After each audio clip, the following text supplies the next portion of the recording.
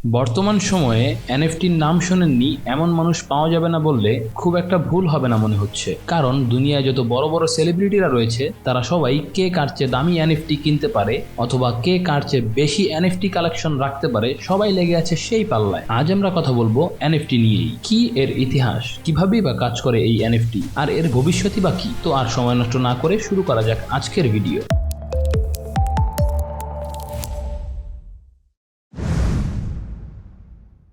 NFT এর পূর্ণরূপ নন ফাঞ্জেবল token. Token শব্দটির সাথে আমরা সকলেই পরিচিত।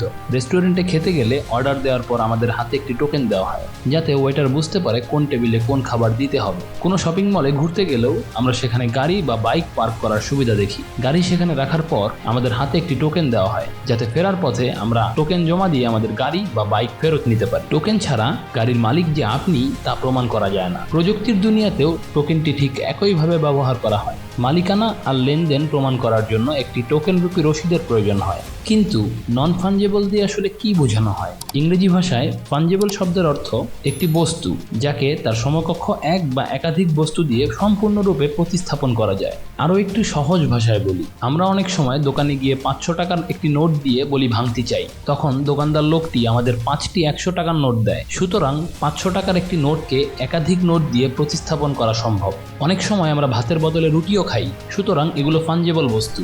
কিন্তু আপনাকে যদি বলা হয় হুমায়ুন আহমেদের মিসির আলী কিংবা হিমু চরিত্র অন্য কোনো চরিত্রের সাথে শতভাগ মিল রেখে লিখতে, সেটা কারো পক্ষেই হয়তোবা সম্ভব নয়। এখানেই চলে আসে নন ফাঞ্জেবলের ধারণা। নন ফাঞ্জেবল টোকেন বা এনএফটি প্রযুক্তি বিশ্বে কোনো মৌলিক প্রোডাক্টের মালিক কে এবং সেটির মালিকানার মূল্য বর্তমানে কত সে বিষয় নিয়ে কাজ করে এনএফটি। এবং এই প্রযুক্তির মাধ্যমে কোনো ধরনের জালিয়াতি করা সম্ভব না, কারণ এতে ব্যবহার করা হয়েছে চেইন ব্লক টেকনোলজি।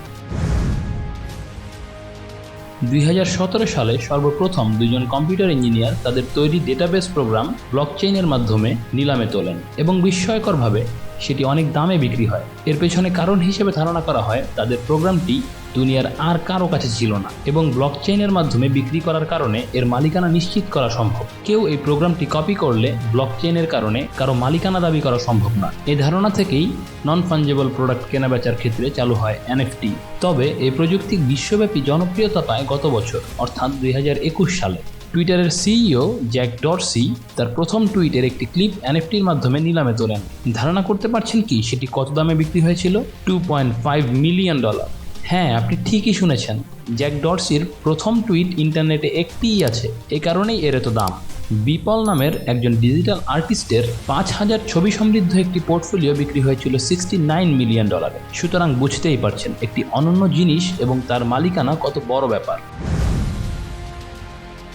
এনএফটি কিভাবে কাজ করে সেটা জানতে হলে পেছনে ফেলে আসা দুটি জিনিসের উপর স্পষ্ট ধারণা থাকতে হবে। প্রথমে আমাদের বুঝতে হবে এখানে যেসব প্রোডাক্ট কেনাবেচার কথা বলা হচ্ছে সেসব সম্পূর্ণরূপে মৌলিক হতে হয়। কোনো প্রোডাক্ট একই সাথে সলিড বা ডিজিটাল হতে পারে। যেমন বাংলাদেশে কোনো তাঁতি যদি হাতে সেলাই করা একটি নকশি কাঁথা বানান যেটি পৃথিবীর আর কারো পক্ষে বানানো সম্ভব নয়, তাহলে সেটি একটি এনএফটি সলিড প্রোডাক্ট বলা যায়। আবার কোনো শিল্পী যদি তার কণ্ঠে গাওয়া একটি গান অডিও রেকর্ড করেন, তাহলে সেই রেকর্ডের ফাইল একটি ডিজিটাল প্রোডাক্ট। এখন আসি দ্বিতীয় বিষয়টি নিয়ে। এনএফটি প্রযুক্তি এথেরিয়াম ব্লকচেইন দ্বারা সুরক্ষিত।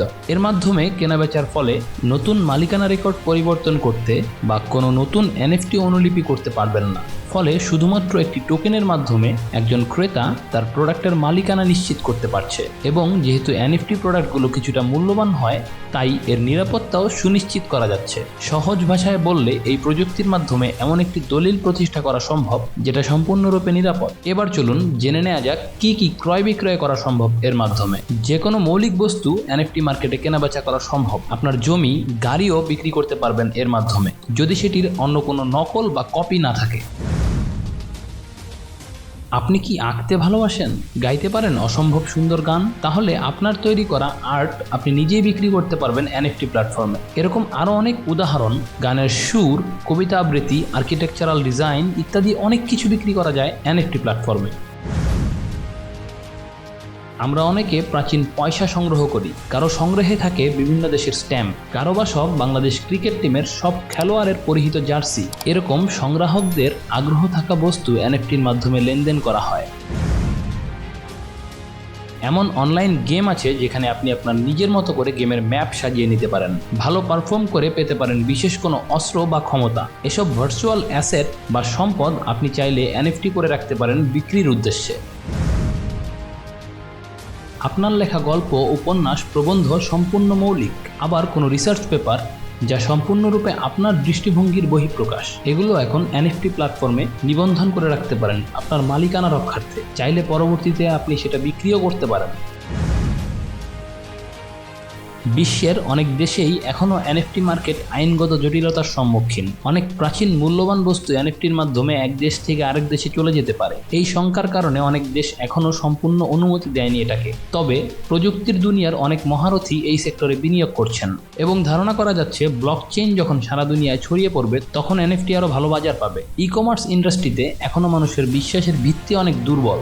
একই সাথে চুরি, কপি প্রোডাক্ট বিক্রিও চোখে পড়ে কালোবাজারিদের মধ্যে। এনএফটি প্রযুক্তি সব সমস্যার সমাধান করতে পারবে। অনলাইন মার্কেট প্লেসগুলোতে আসবে স্বচ্ছতা এবং নিরাপত্তা। আর সবচেয়ে বড় যে কাজটি করতে পারবে এনএফটি, সেটা হলো নিজস্ব সক্রিয় প্রতিভাকে সম্পূর্ণ মালিকানা দান করবে। কপিরাইটারের যুগ শেষ হয়ে যাবে এই অকাট্য দলিল ব্যবস্থায়। আজকে আমাদের চেষ্টা ছিল আপনাদের এনএফটি সম্পর্কে একটি বেসিক ধারণা দেওয়ার। এনএফটি নিয়ে বিস্তারিত না হয় অন্য কোনো ভিডিওতে আলোচনা করা যাবে। এরপরে কি নিয়ে জানার ইচ্ছা আপনাদের তা কমেন্টে লিখে জানাতে ভুলবেন না। লাইক, কমেন্ট আর বেশি বেশি করে শেয়ার করে পাশে থাকুন আমাদের এই নতুন যাত্রায়। আজকের মতো এই পর্যন্তই। ভালো থাকুন, সুস্থ থাকুন, দেখা হবে নতুন কোনো ভিডিওতে।